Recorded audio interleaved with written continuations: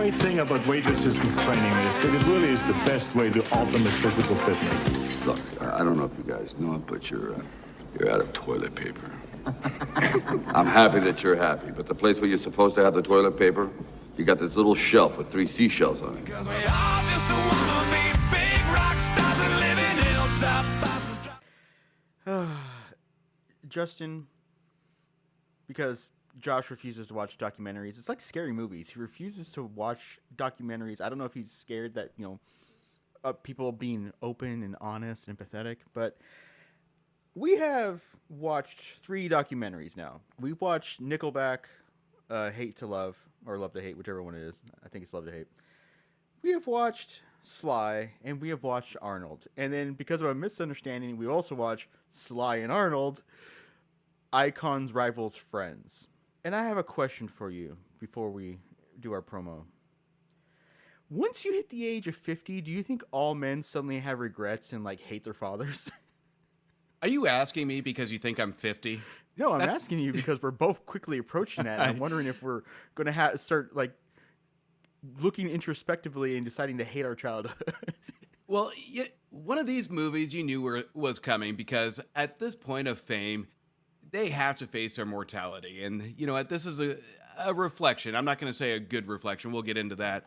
But I will give you a compliment that is probably the best intro I've heard you generate from this show. I love your intros, but that one was top tier, my friend.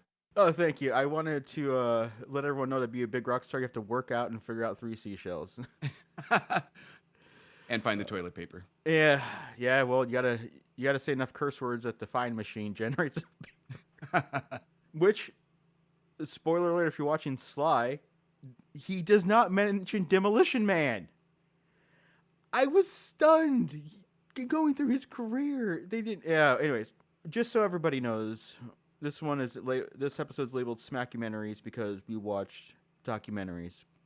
And we're going to go full spoilers after the promo here because I don't think there's a way to properly discuss documentaries about people's lives that have been in public consciousness for 50-something years now by having to say, it's a spoiler alert, they got married. Or, oh, did you know Arnold was elected for a while as governor?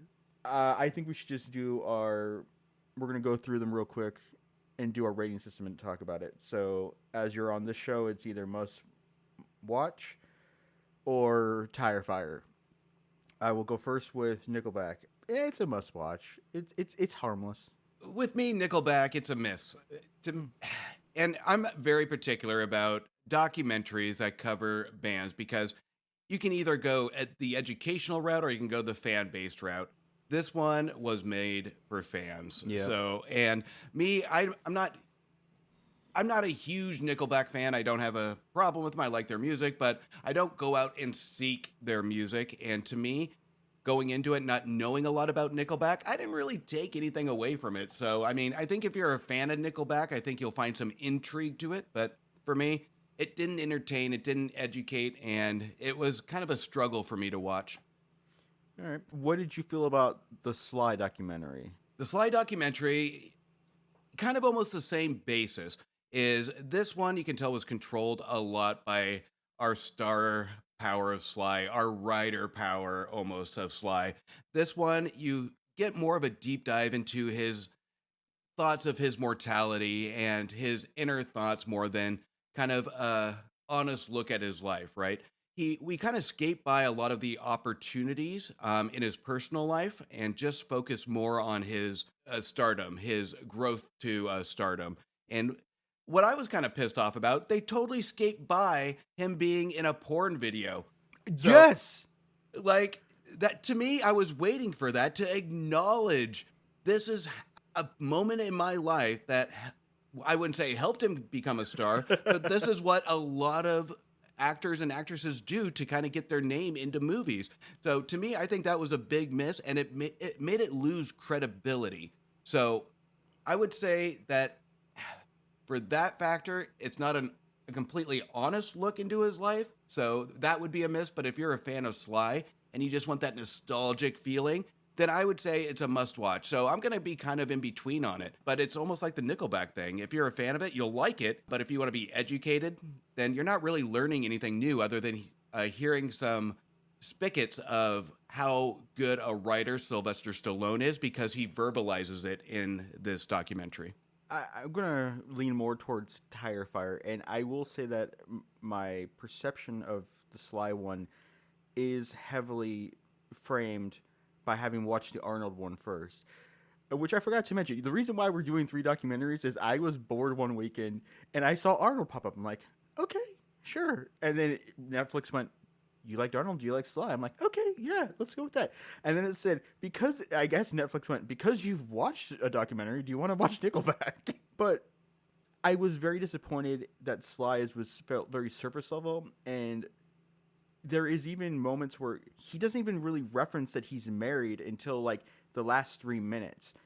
And he doesn't mention his other children. He briefly mentions his son because his son who has passed away was in, I think, Rocky 4 briefly, and was the son in Rocky 4, but then he doesn't even mention his son passing away. And the daughters thing comes out in like literally last 2-3 minutes, like, oh yeah, I have grown daughters. It's very odd, and we'll get more into why I find it odd in a while. But the last one is Arnold, and I'm going to say Arnold to me is a must watch, so much so that that I was enjoying it so much that when my wife kind of walked through the room and she says, "What's this?" and then I was finishing episode 2, she actually sat down, watched episode 3 with me, and then said, "Go back to the second one. I want to catch that one." She didn't care about the first episode, which is covering him as an athlete, but she wanted to watch the retrospective on his movies. So for me, it's a must watch. Yeah, you caught me kind of in a unique situation because I've always said I would never review miniseries. And that one, I was like, yeah, I'll watch it. Yep, Alex, I got it. Son of a bitch. Alex got me to watch a miniseries.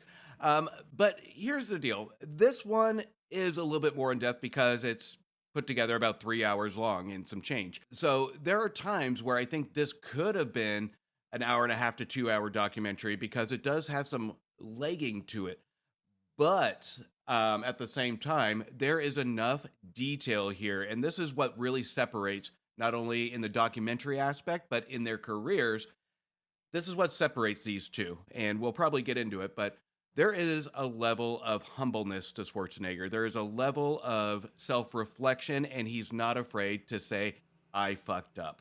These are the moments in my life that steered me in the wrong direction. Because we do get, I think it's in episode 3, where he addresses his affair. He addresses how he self-reflected. He doesn't steer away. He doesn't try to sweep it under the rug because everybody knows, so he's just head-on addresses it. So I appreciate that about a documentary because a documentary should be open, honest, and an in-depth look on a topic or person. And I think out of the 3, this one really did cover its bases, even though it's a mini-series. I agree with that because I found the Arnold one to be the most honest. I would say it's like a warts and all approach. I was really curious getting towards the middle part of that last episode when things be addressed, because he already referenced a few times that, yeah, we all use steroids, and I was very regimented about using them in the proper fashion versus because he had seen other people flame out with them and how they screwed up their bodies. He's like, no, I got a doctor to give me steroids, and I listened to him.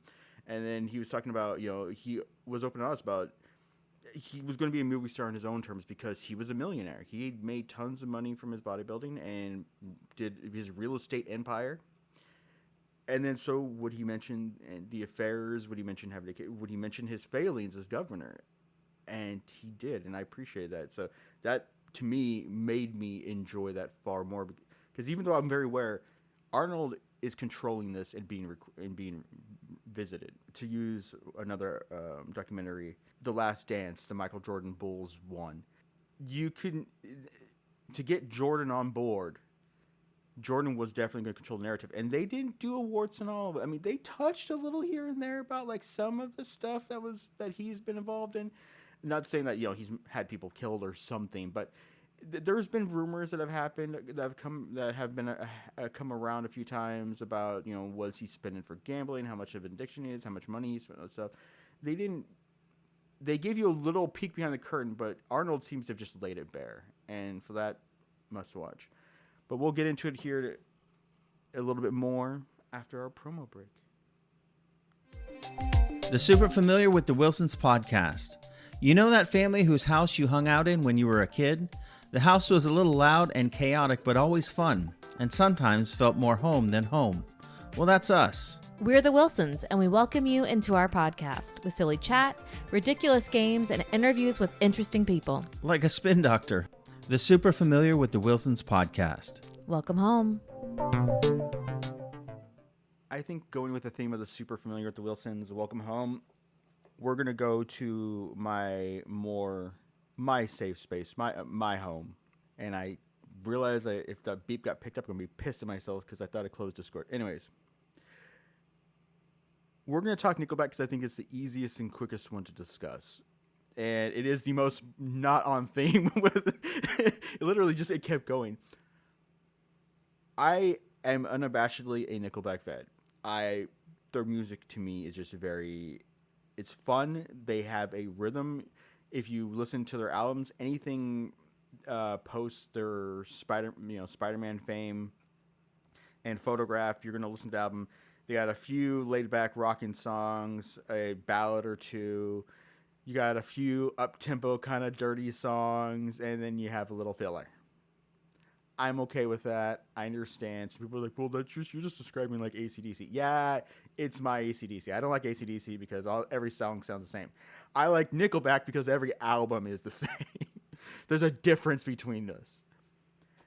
But, man, anytime it came during the documentary, anytime they got close to digging into something not superficial, they ran away from it.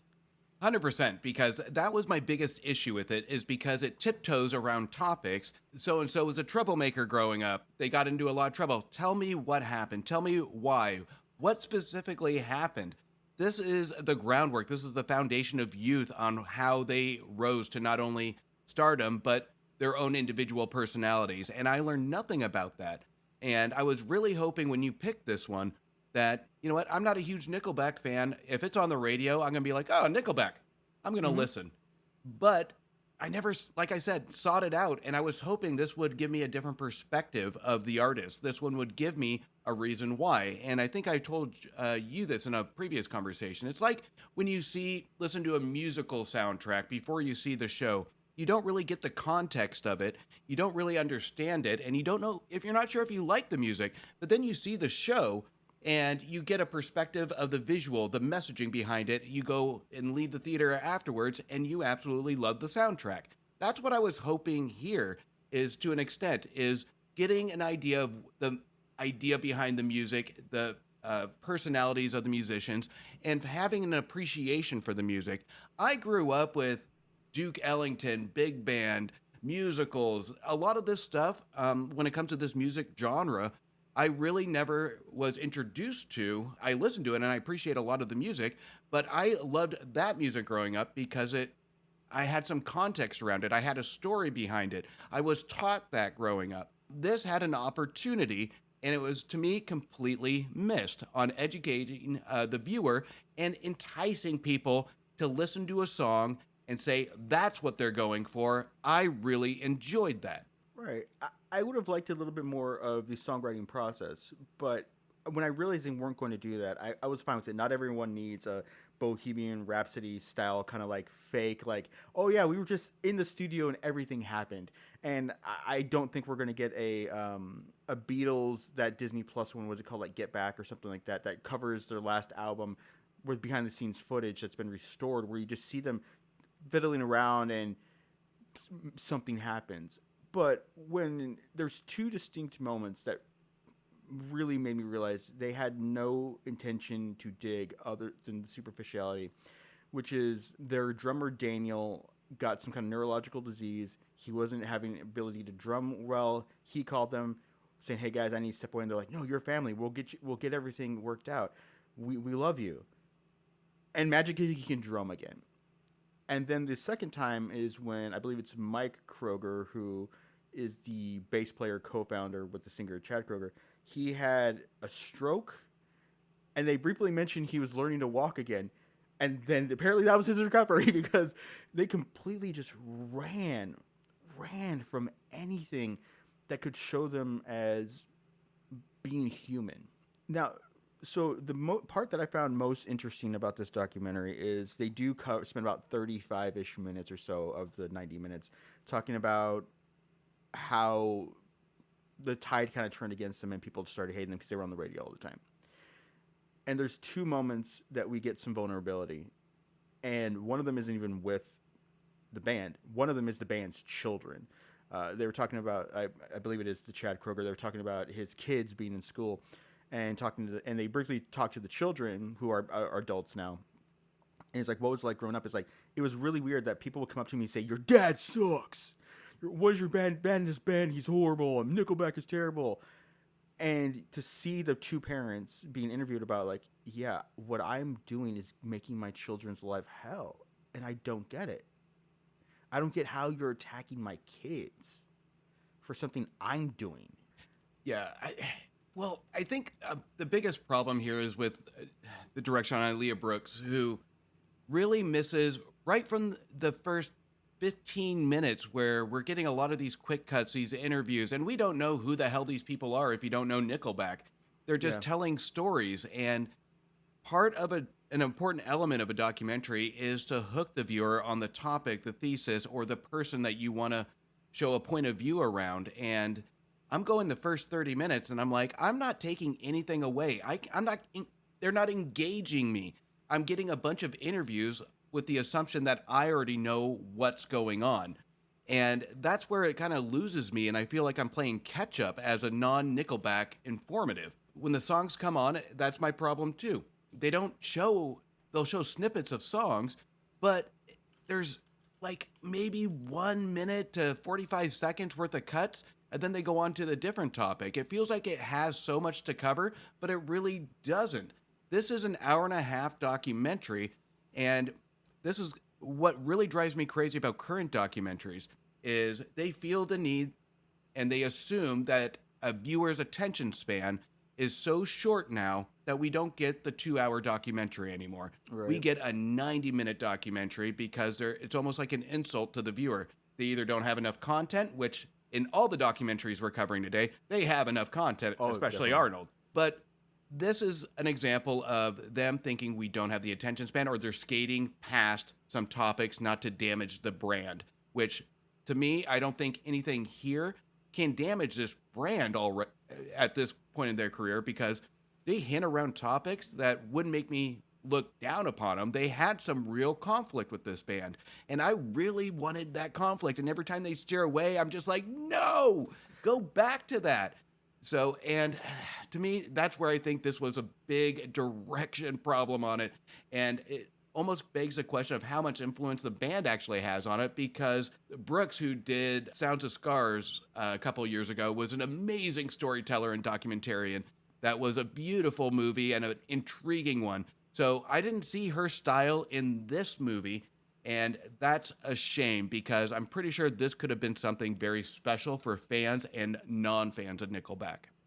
I agree. And I wonder if part of her being limited was that the band just didn't want to be vulnerable, because one of the things I would have loved to have more info about was they talked about how they had one song that, you know, their first album didn't really sell well on Roadrunner Records, and they were told, you do the second one and you better pop, otherwise we're done. You know, the record label could be done for, because we're pushing all these like we're pushing all these metal bands, and you're our one kind of rock pop band. We need you to generate revenue for us to be able to keep pushing heavy metal. And he mentions, oh yeah, that song was hitting big, and then you couldn't get away from us because then I did Hero on the Spider-Man soundtrack. I was like, yeah, you did do Hero. How did you, a nobody, write Hero? I would have loved to know, like, because I vividly remember being 17 and going to see Spider-Man and hearing Hero, and that music video was everywhere of them on the rooftop kind of glancing, and they would cut in footage of Spider-Man swinging around them from the movie. How did you get that opportunity? Why did you write that song? I would have loved more of that. And the only time I felt like I kind of got a peek behind the curtain was when they were talking with Chad, when they were talking about Chad Kroeger, about the amount of hate that the band was getting when, for about 15 years when it became very memeified to hate on Nickelback. And it wasn't him that said it. It was the other band members who said, he looked at us one day, finally exploded at us and said, "You don't know what it's like to be the singer of this band, being walking down the street and having people cuss you out." And I was like, where is that passion from him? Why can they not cut to him and go, "Chad, what is this like?" It feels so surface level, which is really sad because the criticism of the band is that every song is surface level. Yeah, this was a documentary that does the opposite. It makes us think why versus wow. This doesn't give us any perspective. It doesn't tell us anything new. And to me, I think this is one of the more sloppy ones, especially for a Netflix movie, I think it is what it came out on. Mm-hmm. But to me, this one is going to be one of those that are forgettable. And when you brought it to the table, I don't remember seeing this one. And I think there's a reason why, because there's not a lot of word of mouth on this one to give us that, wow, you have to see this, or wow, did you see what the band went through here? Because it's not. This is a Cliff Notes documentary. This is those for that high school student that wants to write a report on Nickelback and just wants the highlights. So it's a highlight reel documentary. And to me, I really hope this one doesn't. I'm kind of glad this one wasn't as popular as it could have been, because this one, I would never want to see a documentary set the standard to what a documentarian goes for, because this doesn't tell a story, doesn't go prove a thesis, it doesn't prove messaging, and it doesn't tell me anything new about a character or person. I agree. And like everyone in 2009, that's enough about Nickelback. Let's talk something else. Like I said, I qualified everything beforehand. I unabashedly love them. No, I don't think there's a proper way we can discuss Sly and Arnold without basically just talking about Sly and Arnold, because these are two people whose careers, they didn't necessarily start around the same time. Sly got a little bit of an earlier start with Rocky and some of his other stuff, but we can't think of the 80s and 90s without these two just back to back. One does Rambo, one does Terminator, one does one hit movie. They are just driving through franchises and body count. But Arnold takes the victory because his documentary is a 3 parts. It is a miniseries. Haha, Justin.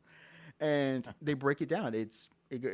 Episode 1 is athlete. Episode 2 is actor. Episode 3 is American, which when I saw the title of the third one, I was like, that's very presumptuous of you, sir, that you are the American.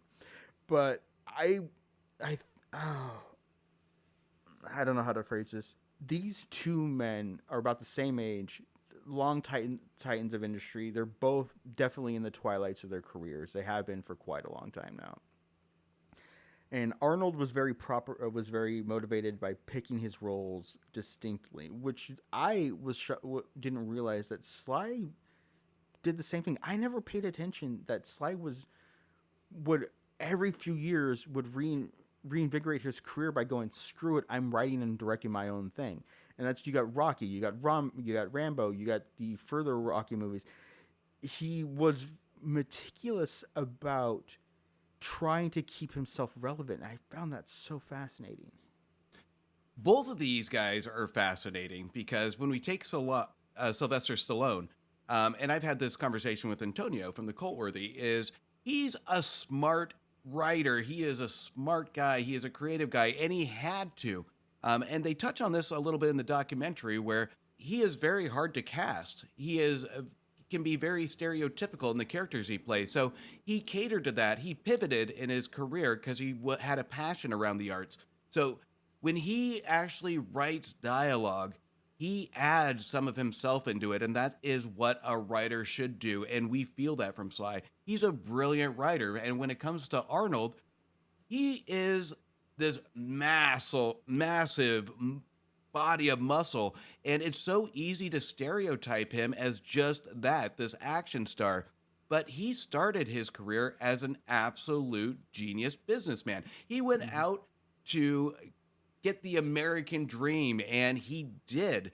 He came over to this country and he learned, he went to school, he wanted to succeed, and he did. And the reason the documentary even points this out is how he could pick particular roles versus Stallone is because he had extra cash in the bank. He could be a little bit particular on what roles he picked, and he is smart when it comes to it. He just didn't pick well, he did at some points, but he just didn't pick the muscle roles, the ones that will get him. He started with getting that on screen and sprouted from that, as we saw him sprout to even twins going into comedy. So both of these guys are really smart. You have Arnold with the intellectual and you have Sly with the heart. So these two are the same, but a little bit different on what kind of smart they are. But both of them had amazing careers, and it's almost like a battle of the wits, but they're all on different levels because they have the brains and you have the heart. Not to say that Sly doesn't have brains, because he is a smart guy, but more of his heart shines into his work and more of the brains shines into Arnold's work. And it's hard to say when you have all these action stars in these movies, but to an extent, the way off camera that they present themselves is an accurate reading. So speaking of Sly and his brains, how smart of it was of him to get this documentary filmed and get them to pay to package up his house and ship it for him, because that is all I could think of during.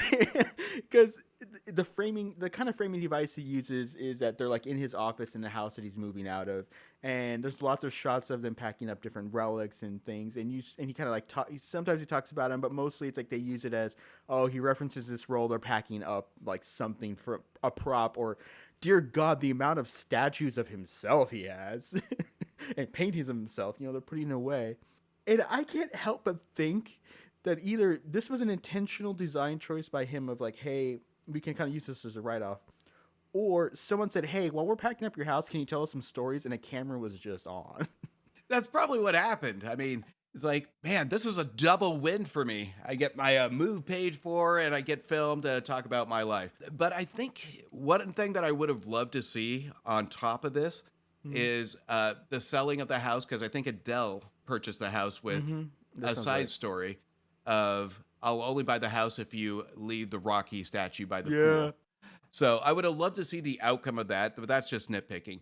But I found it interesting when it comes to the messaging of it. I think that was actually a really good time to shoot this documentary, because it covers Stallone's topic of moving on, moving to a next chapter of his life. Even though I think they missed the mark on the conclusion of it, we get that summary that we do with all documentaries covering a character, where you'll have the main person give the summary of his life, the summary of the documentary.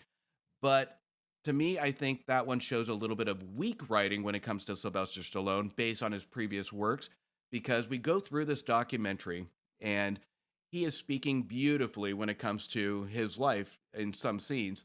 But then we get to the conclusion, and I don't feel it's satisfactory on what he's learned in his life. It feels very cardboard cookie cutter compared to how he's reflecting. And what I loved about how we focus on Stallone in a lot of these interviews by director Tom Zimney, who really allows Stallone to just take his time with the answers, and you can see in his body language he's reflecting. Whether that's acting, whether that's him, I don't really care. But I felt it when he delivered a lot of these answers. But I just think what thing that was missing based on Stallone's writing was writing his life. Reflecting on his life. He has put his heart and soul into a lot of brilliant pieces of work in the past, and I would have loved to see him step out of his comfort zone and verbalize it, not just put it in writing. And I get it, in some artists' minds, putting it on paper is a lot easier than verbalizing it. Some of us are verbal communicators when it comes to our emotions, some like a journal. And to me, we get that portrayal of Stallone as kind of the hard to communicate, but the intellectual on paper.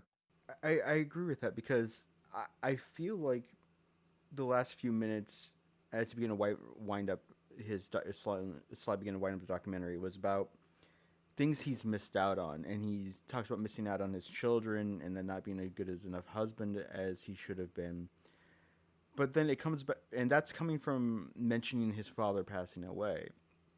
Now, both Arnold and Sly talk about their fathers a lot and how their fathers impacted them. Both had apparently very brutal fathers who were just rough on them. Arnold's was an Austrian police officer who had been in the war, and apparently he was known for getting violently drunk and inflicting injuries upon the wife and kids. Sly talks about his broken childhood and ending up with his father, and his father's just overwhelming anger and violence, and seems to have taken out not being where he wanted to be in life on Sly. And what I found just so fascinating was Sly's mentioning that deeper into his career, he rediscovered his love of polo, something his father had taken from him as a child.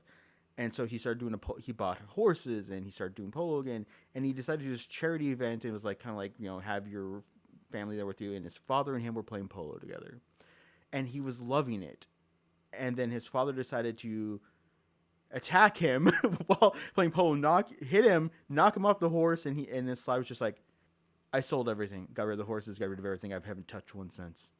And then he mentions his father on his deathbed. His brother calls, hey, listen, Dad's going. He wants to talk to us one more time. And his dad says, don't let any anger be in your heart. And he's like, really, fucker? Really? This is your last mention to me? My entire life, you've treated me horribly. You've taken away my passions. And now...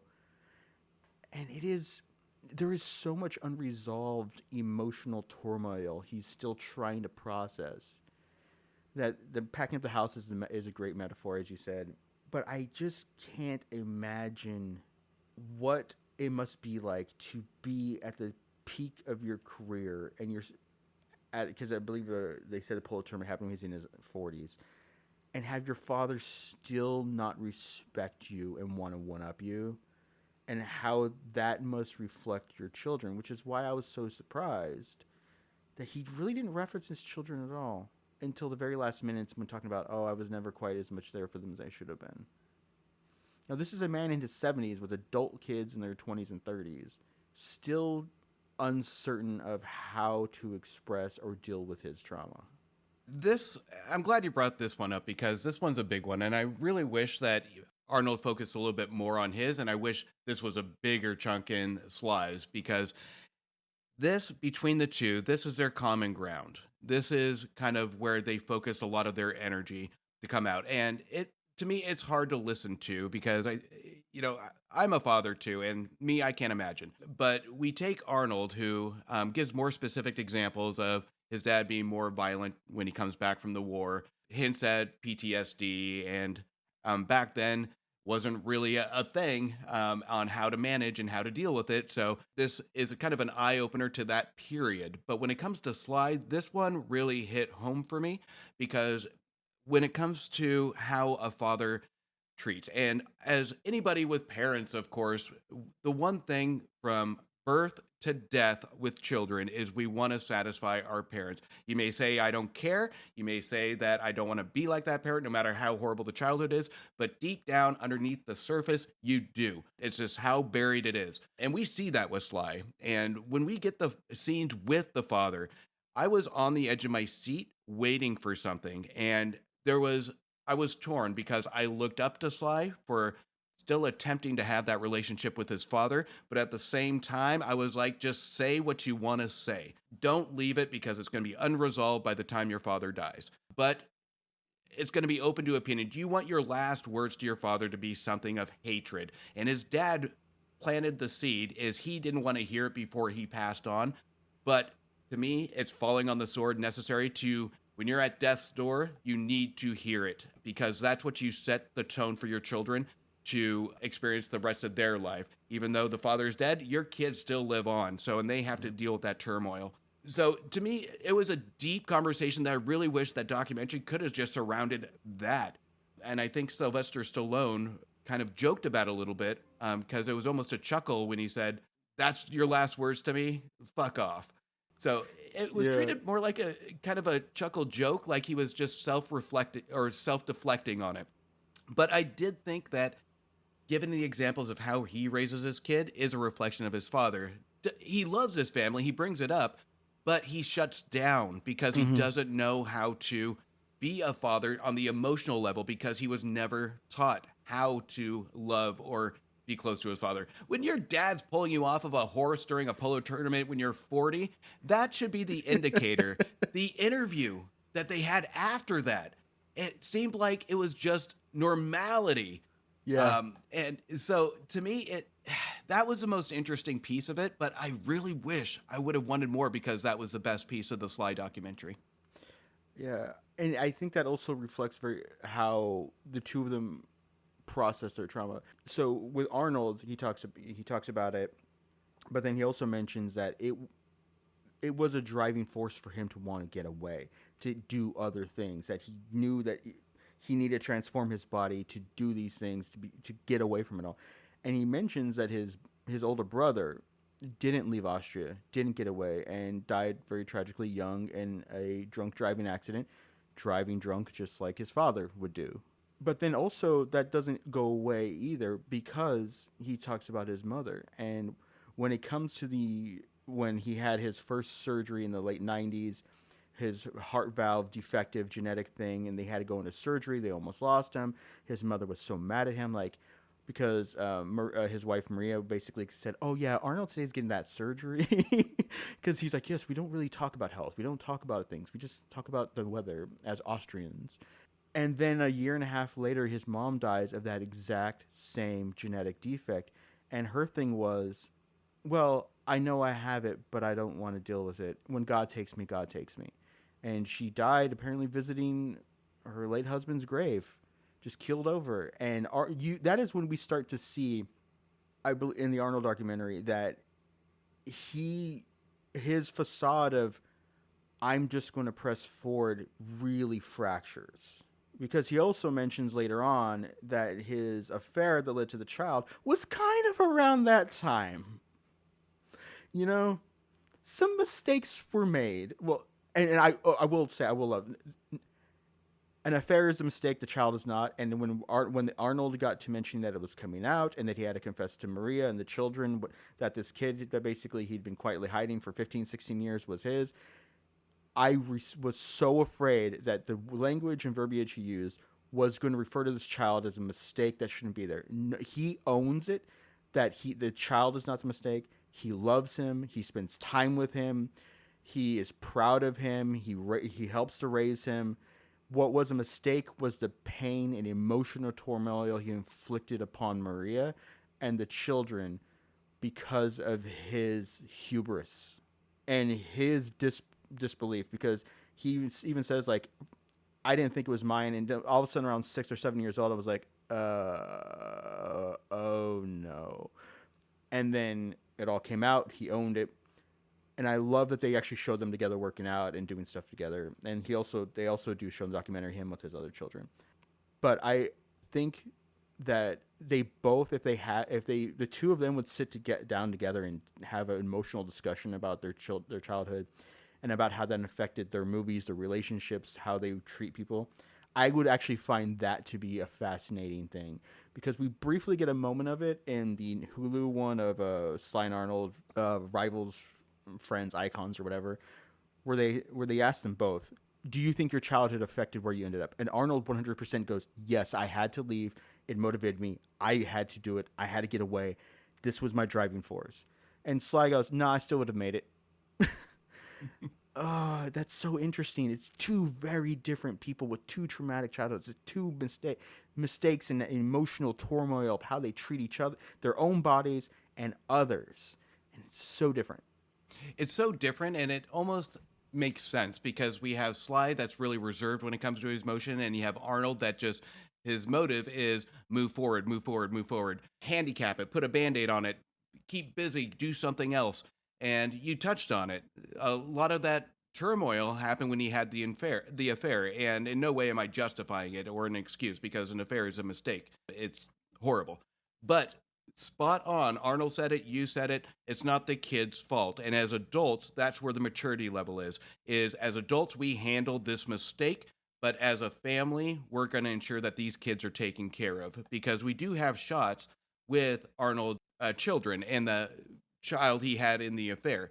And you can tell there is a relationship there. And we get that one shot of the entire family, that photograph of them all together, which was absolutely brilliant. So to me, it speaks levels that a family, even though painful, can come together in terms of children. And I think Arnold does speak to a lot of this turmoil where he admits it that he doesn't really deal with it. The thing that these two have in common is that they don't deal with it on I don't want to say a healthy level, but let's move on level. Let's deal with it in a different aspect instead of dealing with emotions. Because one thing, like I said earlier, they grew up in a different time where emotions weren't spoken of too often in some households where you have to show strength. This was kind of a dark time in history where what the normal household looked in America to overseas was a little bit more stern.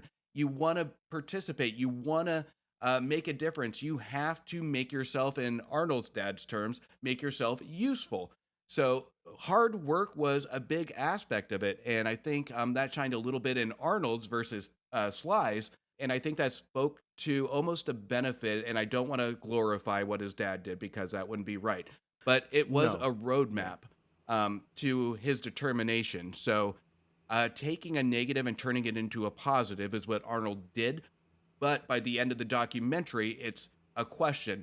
Was it actually beneficial when it comes to an emotional state with his family or just his career? So to me, time will tell when it comes to how his family learns and grows and goes through life. So we can't make that determination. But I will say this is that the family is together and they're showing some real family values. So I think it'll be interesting over the next decade, 2 decades, 3 decades to see this family form even further and evolve. But to me, I think there's a bigger topic at hand with these two that I really wish I would have saw more of because that's what really piqued my interest. But like we said earlier, the kudos will go to Arnold for his honesty and upfront of exposing all of that. And we can read between the lines of how he deals with the emotion when it comes to his past. Right. And I want to say that there is fun in these documentaries. You get to see them making the movies, the rivals with each other. They're talking about the kill counts of the stuff and like why he wanted to do Rambo and Cobra and why he wanted to do the Terminator. And then I love how much James Cameron was involved with Arnold's talking about like, yeah, we did the first Terminator, then these other movies together, and that allows James Cameron to talk about how intellectual Arnold was, saying that like he's like, well, I don't know if I'm right for Reese, and he's talking about like that the Terminator character is very fascinating because you could do these postures and moves, and how much apparently Arnold came up with the robotic movements of it, and then being pissed off about Terminator 2, going, what, I'm a good guy and blah blah blah. And I find that all interesting because James Cameron takes the moments to intellectualize Arnold about why he was making certain decisions, why he wanted certain lines changed or done. And then also, of course, James Cameron's an arrogant guy, so he's like, and of course I was always right to tell him no. But when it comes to that fun, I enjoyed that. I enjoyed the little nuggets about the movies. You get some backstory stuff. It's well worth watching. But I want to talk about the ending of these two movies, documentaries. Because at the ending of both of them, you realize that they never interviewed them beside when they're children or spouses or friends. It was always them in isolation. And that is why I kind of joked at the beginning. If you're over the age of 50, you do suddenly become melancholy about your life, because the Nickelback kind of one ended with like, yeah, we're still touring, but they also kind of mentioned we don't know what's going to happen if we stop touring because Chad at the recording studio is literally in Chad's house, and he's always the one saying, hey, it's time to record an album and go back on tour. And the Sly one ends with him in this empty house looking over the thing, talking about his regret of family. And Arnold's ends with him talking about his relationship with Maria is not what it was going to be. They're divorced. His relationship with the children is still good. They still make time for them. But he's always kind of puttering around that house alone and talking about how anytime that the one child's brought up, it's an open scab. I mean, it's a scab wound that gets reopened because it still affects them. I mean, we've known about it for 11, 12 years now. His children are his 20s and 30s, and they're moving on, life and children having their own. But he is living with he has to live with the embodiment of his pain and his mistakes, and he has to love them. And I like that. I feel bad for him. Obviously, he had an affair. He fucked up. He lost his family unit. I love that he's in his children's life. He's working with them. He set the photograph of them together. They are, but you can tell he's on the tail end of his life. He's not the action star anymore. He's not a politician anymore. And he's an old man working out, puttering around his house. And that is I don't know how I feel about it. I want to end these documentaries of my 80s, 90s stars like triumphant. Instead, I'm left with melancholy of like, shit. To me, I love that. It's melancholy because we're getting to this point where let's look on how many action stars that we are dealing with that are young, that are going to have that same nostalgic feeling with our kids growing up. And if you say Glenn Powell, I will punch you. But these were iconic. This is part of culture of the action movie. These two set the standard that nobody will be able to touch in current times. And when it comes to how we end these documentaries, I have a value of respect because on two sides. One, they don't involve their children on it because I don't think it's necessary when it comes to summing up, because the overlaying message to both of these guys is that underlying trauma and how they portray it. This one, I think, is a more subtle, direct message to the families, to the kids, of leaving something behind that doesn't involve with guns, that doesn't involve explosions, showing them a way to express themselves that they might not be able to express themselves if they're looking directly into their kids' eyes. So leaving something behind to actually reflect for their children. They're reflecting on their lives, not per se just their careers, but they want to express something to their family. So if I were to really deep dive into this, this is almost like a video to close a chapter.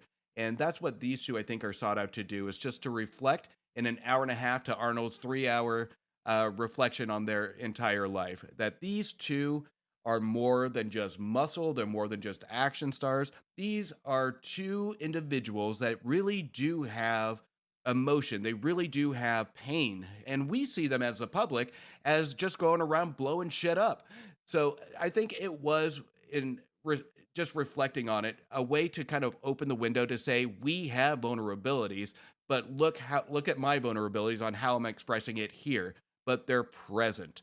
So to me, I think the isolation was a good way to really have these two not be distracted on other stuff or being tempted on saying something that might not be truthful or honest when somebody else is present. So I think the isolation strategy of just a candid camera to eyes, tell me about this topic, it was a smart strategy. Yeah, and I will give props to the director of the Arnold one, Leslie Chilcott. She got vulnerability, great package put together. There's just so much footage of him from his youth bodybuilding. I didn't realize you literally could see his first entrances into American bodybuilding and photos from all that. She also did her last big mini series was Helter Skelter, an American Myth about Charles Manson. I give her all props for. I was engaged the entire way through. Like I said, I rewatched 2 and 3 because my wife was like, what's going on here? And I really love that. And so, yeah, that's why I believe that the Arnold one's a must see. I don't remember if I said the Slide one was. I think it should be seen. I may have lied on my previous rating because you also may have talked me into it through the course of this. But the Nickelback one, if you're a fan, watch it. But Justin, I think we should do this again in a few years. Maybe we'll have like Chris Evans and Chris Hemsworth icons or something. Because, yeah, you made me just think about it. They're gone. There is no one else kind of doing this thing. I mean, you could kind of say Keanu is, but Keanu doesn't really have a rival. Yeah. Maybe a Jackie Chan one. Because but they weren't really being pushed by him. He was just continuously always doing his own thing. Even now, he's still doing things. Just he doesn't hit his American cinema as much. Well, and just to kind of sum it up, the studios have fault on this, on all this generic shit. that they're pumping out. They're not giving any of these action stars or potential action stars the opportunity. But I will say this, since you got me to watch a mini series, I think I need to share with you a deep, dark secret. Oh, no. That I will never admit talking to Antonio on the Cult Worthy, but I will say it on the Talking Smack. You ready? Yes. I enjoyed Stop or My Mom Will Shoot. Yo! Oh, no. All right, we are going to scrub that from this thing. It does not exist. I will hit play. I will hit publish once, and after 24 hours, it's gone. Fans, if you download this, you will be the only source because we will be purging that from the internet. It's a great Saturday morning watch when you're sick at home. And it's the only time you're going to see Sylvester Stallone in a diaper with Estelle Getty. So enjoy it for what it is. Yeah.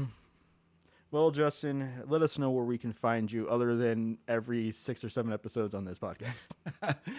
You can check me out on any of the socials at Movie Wire Show, and you can listen to my podcast anywhere you listen to podcasts at The Movie Wire, and also check out the Cult-Worthy Cinema Podcast and the Movie Wire's crossover show, Back to the Balcony, available on YouTube right now.